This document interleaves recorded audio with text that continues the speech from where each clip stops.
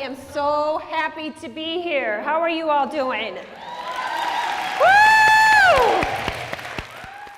Ladies, this is your New Year's celebration. A new year is great. New anything is great, except herpes.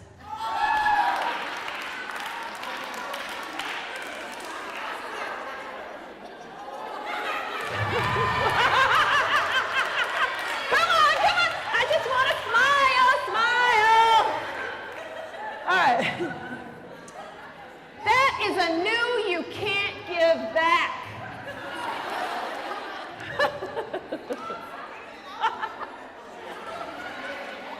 And it is a new, I like that. She's thinking about that.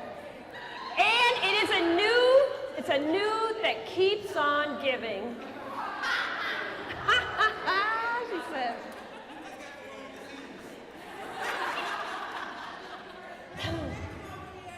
All right. I'm glad you guys are enjoying the show right off the bat. That's a sign of a good show. Ladies, if you come to New York City, I need to prepare you. In Iowa, there are men and women, right? Well, next month in New York City, people born in New York City who do not identify as male or female can have a third gender category on their birth certificate of X. This is true. It's true. It starts in January. So be careful when you visit. It's now him, she, he, they. They is the new expression of X, gender neutral. That's right. It made me wonder, what if two gender neutral people are in a bedroom to hang the curtains? No, they're in the bedroom to have sex with one another. We don't know if there's 4 boobs in the room, 2 boobs in the room, no boobs in the room.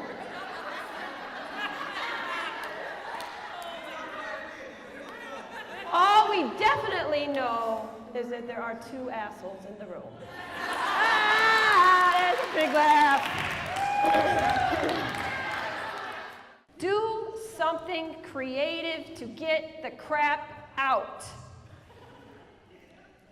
She's like, do something creative to get the crap out. Write music, write songs, play an instrument, make jewelry, make stained glass windows, poetry, create, create, create. Use your imagination. There's a woman here who paints, sells her paintings. Mary Kathy Tyler, is she here?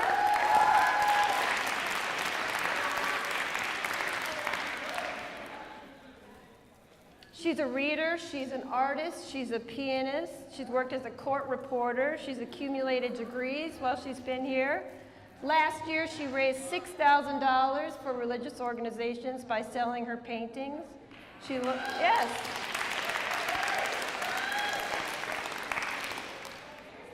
She's a pianist for the Catholic Church. Ladies, I went on a tour this afternoon. Amber was kind enough to take me on a tour. Guess what I saw? Your painting opportunity. You all have an opportunity now to paint. You have instruments. They're working on guitar lessons.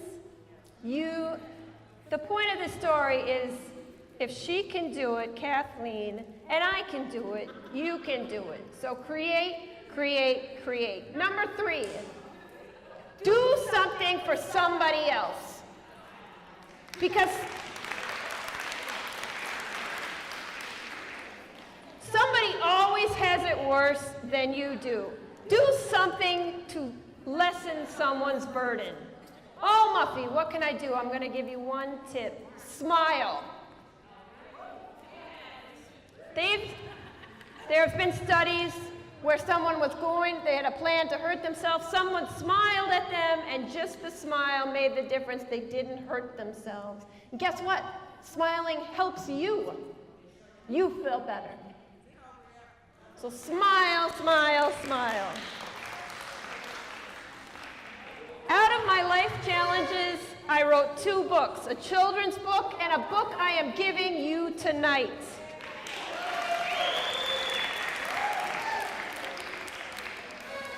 This book has my contact information, and I'd like to keep in touch. Today is just the first time we are meeting. It's just the beginning of our relationship. Read my book. Remember my 3 pieces of advice: success. Share your success, your struggles, your failures with me. If I can help you in prison or out of prison, I will. I'm serious. You're welcome.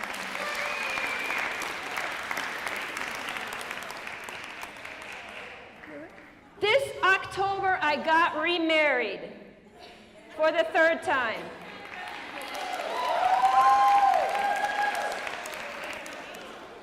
I dated this cat when my son was 2 and 3 years old, but we reunited and got married by Elvis in Vegas. I'm doing better.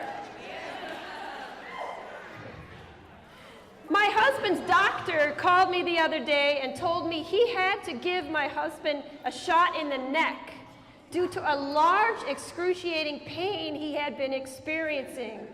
The doctor said it was the only way to give my husband some relief. And she had no idea where this pain was coming from. Muffy, do you have any ideas? I said, hold on, doctor. I'm going to conference in my proctologist because in addition to my husband's pain in his neck, we need to discuss this gigantic pain I have been experiencing in my ass.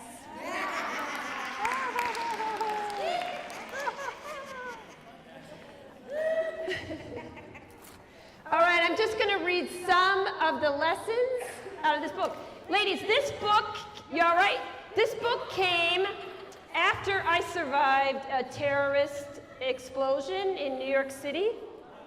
I'd been working on it for 3 years, and my son was turning 18, and after the explosion, it's in the book, you can read about it. I said, Muffy, you better get your affairs in order. You work in New York City, for God's sakes. So I wrote the book.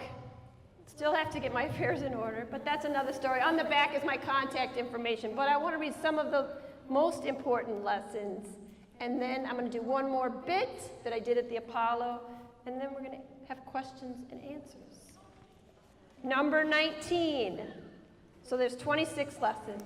I'm starting with 19. 19, you will make mistakes in life. That is okay. That's life.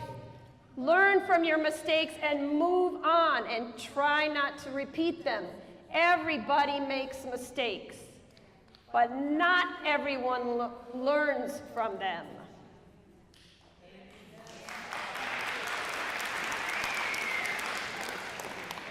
Confront your problems with guts. Don't stay stuck. Deal with your demons or your demons will deal with you.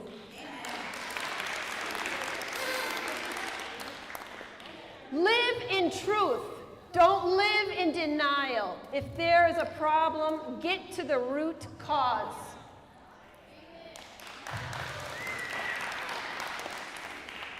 If you need medical or professional help, get it. You can heal with help, no matter what happened to you. You can heal. You can.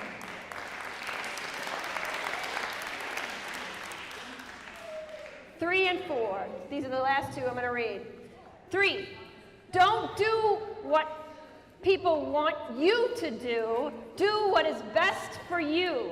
This is always what will make you healthy. Listen to yourself and your needs first. Sacrificing your needs, wants, and desires for others leads to unhappiness.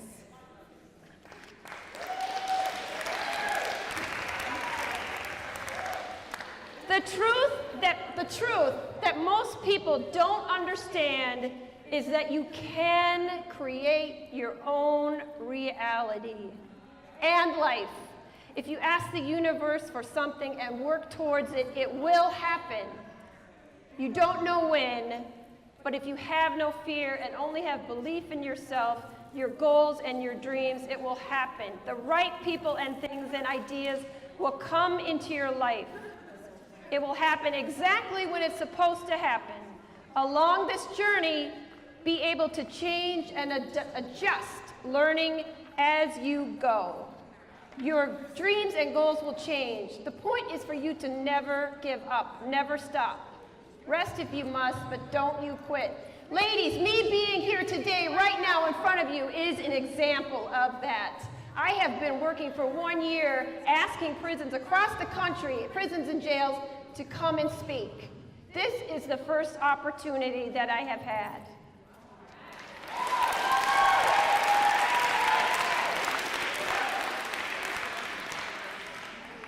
Remember what I said in the beginning? I was in my car in New Jersey, and I heard the radio program talking about you, this prison, and your warden. I reached out. And I am here today.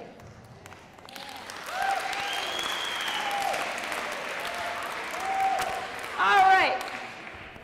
This next bit I did at the Apollo Theater in Harlem in New York City.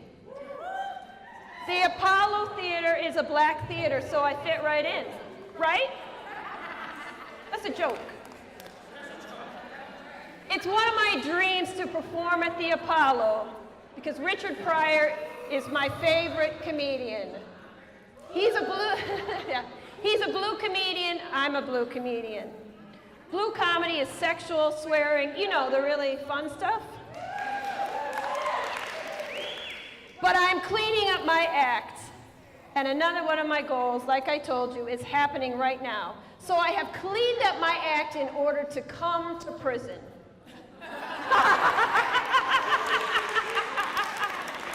I even think that's funny. So here's the bit. I did it this September at the Apollo.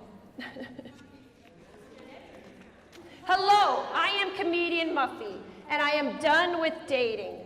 Girls are taught from the age of 18 minutes you have to kiss a lot of frogs to find your prince. Well, my frog pond is full. It's turning into a cesspool. One of my frogs, Keith, was really slippery. He loved to hop from my lily pad onto other women's lily pads. I had to rip off his legs.